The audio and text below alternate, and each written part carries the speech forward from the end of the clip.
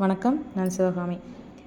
இப்போது கௌதம புத்தர் அவரை பற்றி நிறைய பேருக்கு நிறைய விஷயங்கள் தெரியும். அவர் ஒரு ஞானி, போதி மரத்தடியில் அமர்ந்து தவம் மேற்கொண்டு ஞானம் பெற்றவர் அப்படின்னு சொல்லி எல்லாருக்குமே தெரிஞ்ச ஒரு விஷயம். அவர் பல பேருக்கு ஞான உபதேசம் கொடுத்துருக்காருன்றதும் தெரியும். அவர் ஒரு ஞான வாழ்க்கை வாழ்ந்திருக்காருன்றதும் தெரியும். சரி, அது மட்டும் இல்லாமல் அவர் ஒரு இளவரசன், அரண்மனையை விட்டே வெளியேறாமல் வளர்ந்துருக்காரு. அது மட்டும் இல்லாமல் 16 வயதுலேயே அவருக்கு திருமணமும் நடந்திருக்கு. அவருக்கு ராகுலன் அப்படின்ற ஒரு ஆண் குழந்தையும் இருக்குது. அவருடைய மனைவி யசோதரா. திருமண வாழ்க்கை நல்லா போயிட்டு இருந்திருக்கு. அரண்மனை விட்டே வெளியேறாமல் ரொம்ப வசதியோடு வாழ்ந்தவர் தான் கௌதம புத்தர். அவர் 29வது வயதில் அரண்மனையை விட்டு வெளியே போய் வெளி உலகத்தை பார்க்கணுன்னு ஆசைப்பட்டிருக்காரு. அவர் ஆசைக்கு இணங்க அவருடைய தந்தையும் வெளியே அனுப்பியிருக்காரு. வெளியே போகவும் அவருடைய கண்களில் 4 காட்சி இப்போ தெரிஞ்சிருக்கு. தள்ளாடும் கிழவன், நோயாளி, அழுகி கிடந்த பிணம், ஒரு முனிவர். இவங்களெல்லாம் பார்த்ததுமே அவர் மனசு ரொம்ப பாதிக்கப்பட்டிருக்கு. மனித வாழ்க்கையில் இந்த மாதிரியான சில ரகசியங்கள்லாம் இருக்கான்றதே அவருக்கு அப்போ தான் தெரிஞ்சிருக்கு. அப்போ ஒரு மனிதன் அப்படின்னு எடுத்துட்டால் அவங்களுக்கு இந்த மாதிரியான நிகழ்வுகளெல்லாம் நடக்கும் அப்படின்றது அவருக்கு தெரிஞ்சிருக்கு. அது அவருடைய மனசை ரொம்ப பாதிச்சிருக்கு. இதனால் மனம் நொந்த அவர் என்ன பண்ணியிருக்காரு அப்படின்னா, இதை பற்றின மனித வாழ்வுடைய ரகசியம் என்ன அப்படின்னு அறிஞ்சுக்கணும் அப்படின்றதுக்காக யாருக்கிட்டேயும் சொல்லாமல் அரண்மனையை விட்டே வெளியே போயிட்டார். வெளியே போனவர் ஒரு மரத்தடியில் குளிக்காமல் சாப்பிடாமல் தவம் இருந்திருக்காரு. அதனால் அவருடைய உடல் மெலிந்து எலும்புந்தொடுமாக மாறியிருக்கு. இப்படியே போனால் வாழ்வோட ரகசியத்தை அறியறதுக்கு முன்னாடியே நம்ம இறந்து விடுவோம், பசியோட கொடுமையினால் நம்மளுடைய நோக்கம் சிதைவடைஞ்சிரும் அப்படின்னு நினச்சி காற்றில் குளிச்சுட்டு இருக்கும் பொழுது அந்த பக்கமாக மாடு மேய்க்க வந்த ஒரு சிறுமி இவரோட நிலைமையை பார்த்துட்டு சாப்பாடு ஊட்டி விட்டுருக்காங்க. ஓகே, நெக்ஸ்ட்டு மறுபடியும் அவர் தொடர்ந்து தன்னுடைய தவத்தை மேற்கொண்டிருக்காரு.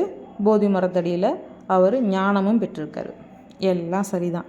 ஆனால் இதை அவர் தன்னை நம்பி வந்த மனைவியிடம் சொல்லிவிட்டு அனுமதி பெற்ற பின்பு தானே செஞ்சுருக்கணும்.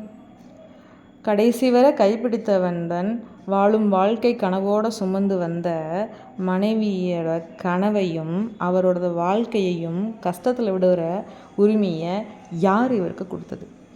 ஊருக்கே ஞான உபதேசம் செஞ்ச அவர் அவரோட மனைவியோட வாழ்க்கையில் செஞ்சது என்ன? இவரை நம்பி வந்த ஒரே காரணத்துக்காக அவங்களையும் துறவி போல் வாழ வச்சு பார்த்ததில் என்ன நியாய தர்மம் இருக்குது? அவர் போன பின்னாடி அவங்களோட நிலைமை என்னவாகும்னு நினச்சி பார்த்தாரா? இந்த அரசு என்னவாகும் அப்படின்றத நினச்சி பார்த்தாரா? எதையுமே யோசிக்கலை. இவங்களை விட்டு போனது பின்னாடி அவரோட மனைவி யசோதரையும் ஒரு இளம்பெண் தான், அரச குடும்பத்தை சேர்ந்தவர். அவளோட கணவன் இல்லாமல் கையில் குழந்தை வேற. சாதாரணமாக இந்த சமூகத்தில் ஒரு பெண் கணவனை இழந்து பிரிந்திருந்தால் அந்த பெண்ணோட நிலைமை என்ன அப்படின்றது இப்போ இருக்க நம்ம எல்லாருக்குமே தெரிஞ்ச ஒரு விஷயம் தான். அதுலேயும் யசோதரை ஒரு அரச குடும்பத்தோட பெண், அவளோட அரசாட்சி இருக்குது, அழகான இளமையான பெண், கணவனும் கூட இல்லை. அப்படின்னா என்னென்ன கஷ்டங்களை சந்திச்சிருப்பாங்க? எத்தனை ஆண்கள் அவங்கள திருமணத்திற்கோ தவறான முறையில் அணுகியிருப்பாங்க? அந்த அரசாட்சிக்காக எத்தனை பேர் இவங்களை திருமணத்திற்காக அணுகியிருப்பாங்க? அது மட்டும் இல்லாமல் மகன் தந்தை எங்கே அப்படின்னு எவ்வளோ முறை கேட்டிருப்பாங்க.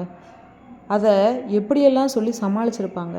அது மட்டும் இல்லாமல் அரச பொறுப்பும் தலைமையில் இருக்குது, அதையும் பார்த்துக்கணும்.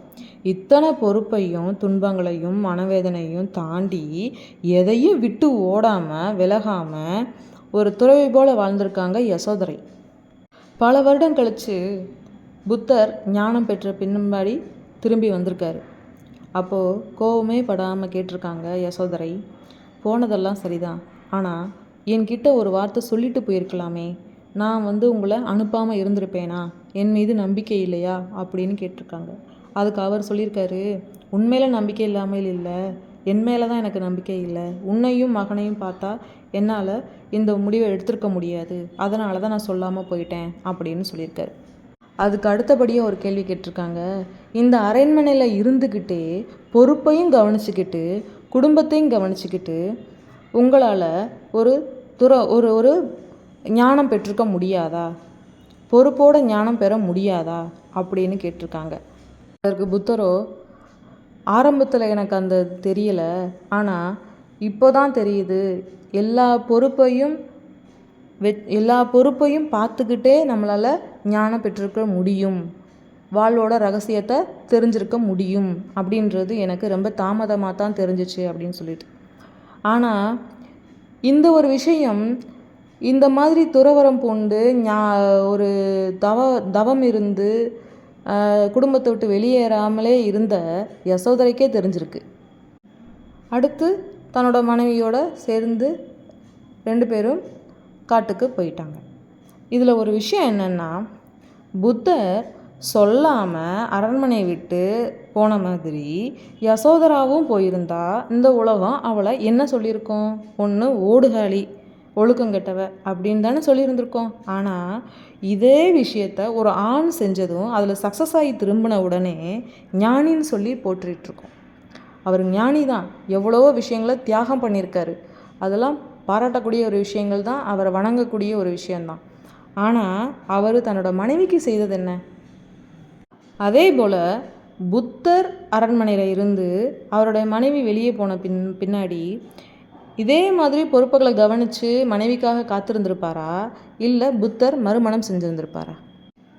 இப்போ இதில் ஒரு கேள்வி என்ன அப்படின்னா, எந்த குடும்ப பொறுப்பும் அரச பொறுப்பும் எதுவுமே இல்லாமல் அனைத்தையும் விட்டுட்டு மனதளவுலையும் உடம்பளவுலையும் எந்த ஒரு கஷ்டமும் படாமல் மனசில் எந்த எண்ணத்தையும் போட்டு வருத்திக்காமல் ஞானம் பெற்ற புத்தரை போல் வாழ்கிறது கஷ்டமா, இல்லை கணவன் விட்டுட்டு போன பின்னாடியும் சோகத்தோட குழந்த, அரச பொறுப்பு, சமூகம் கொடுத்த கஷ்டங்கள் அனைத்தையும் தாங்கிக்கிட்டு தடம் மாறாமல் துறவி போல வாழ்ந்த யசோதரா போல வாழ்கிறது கஷ்டமா?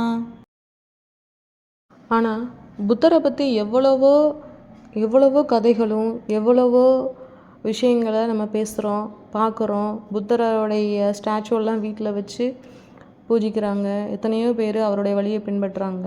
ஆனால் இது வரைக்கும் அதிகமாக யசோதரையை பற்றி யாரும் பேசலையே. ஏன்? எப்பயுமே பெண்கள் செய்கிற தியாகம் வெளியே தெரிகிறதே இல்லை. அதுதான் ஒரு உண்மையான காரணமே.